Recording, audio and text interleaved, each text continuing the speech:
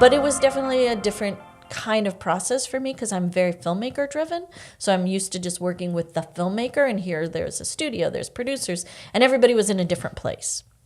So they needed these fancy lists. They were really fixated about having lists with these pictures and have it all like ready to go and certain sizes.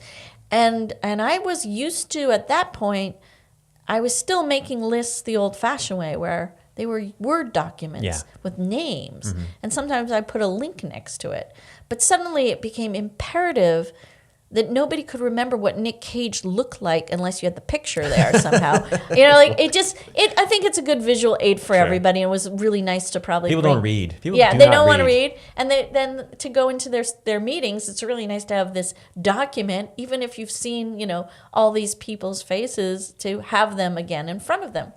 So my associate, Lauren Fernandez, is really interested in technology, and she's sort of gone away from casting with me and more into the technology part. And we created this app called Actor Genie, which was sort of a who's who and what's going on in Hollywood and in New York and what's casting. Yeah. So I said to Lauren, I'm like, Lauren, they're paying us well, but you need to go home by, 7 o'clock at night. Like, we're not saving lives here. It's just a business. Right. It's a job. We need to figure out a way to do something to create their fabulous lists. So Lauren had a friend who was also actually in the music end of the business, a music supervisor and a composer. And he had created a data flow management system for music, which is pretty much as complicated as casting, where you have to deal with the rights and who represents and all this stuff.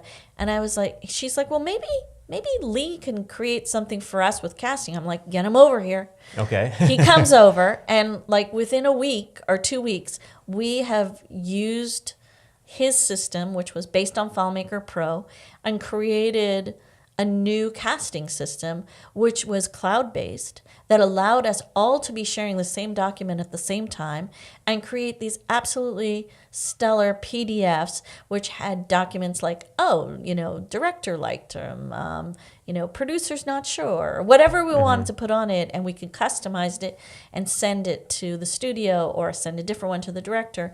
And so we created qwireCast. And if you go to qwireCast.com, you can see a sample of how it works. QUIRE Yeah. The short for acquire?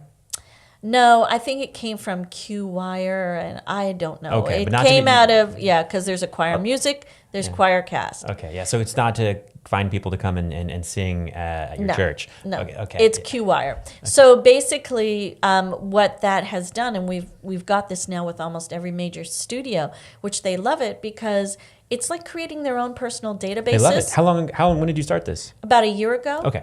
And they've got their own personal databases, and we now are collaborating with IMDb, which is great because we're able to access, you have to be a member of IMDb Pro to use this properly, but they're allowed us to have an agreement with them where we can access integrate into the and therefore, it's sort of the Elon Musk openness kind of program, which is what I'm really about, is like, everybody can find this information.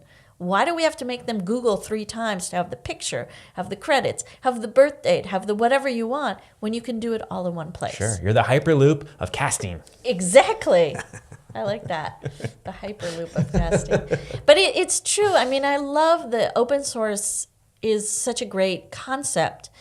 And yet, in people whose businesses rely on heavy-duty research all the time, it's not really there. Open source seems to be there for programmers, but don't you think it should be kind of there for the people who are not programmers, who need to use it? Well, thank you for asking me a question. It's the first question we've had posed to me on this podcast. But I think also to your point, I think that there's something to be said about an information asymmetry, that I think a lot of Hollywood relies upon the fact that I know this information, you do not, therefore it makes me relevant and keeps my job. I am the gatekeeper, right. And therefore I have to be a part of the puzzle every single time we make a project. Right. In some ways, don't you think that you're sort of, I would say a lot of people probably think that you're kind of creating a threat to your own industry of casting. Because I wonder if you agree with this. I think we all need curators. I think we live in that time. So even if I'm making things a little bit more accessible and findable, the fact is you still need to go through. I don't want to get rid of the agents and the managers. I want them to work harder to find me more interesting people. And I'm happy to recommend interesting people to them. So I feel like the idea is that everything is out there today on this internet. And all this information is there. And we can spend hours upon hours hyperlinking and Googling and thinking about like where this leads us. But we still need somebody to consolidate and help us navigate the system. And we are the navigators. You are the navigator. That's what Colaborator is to me in a way. It's helping me navigate. I could find me in other ways, but here I am in this form, in this system. So don't you think that that's a way that it'll enable us to go further?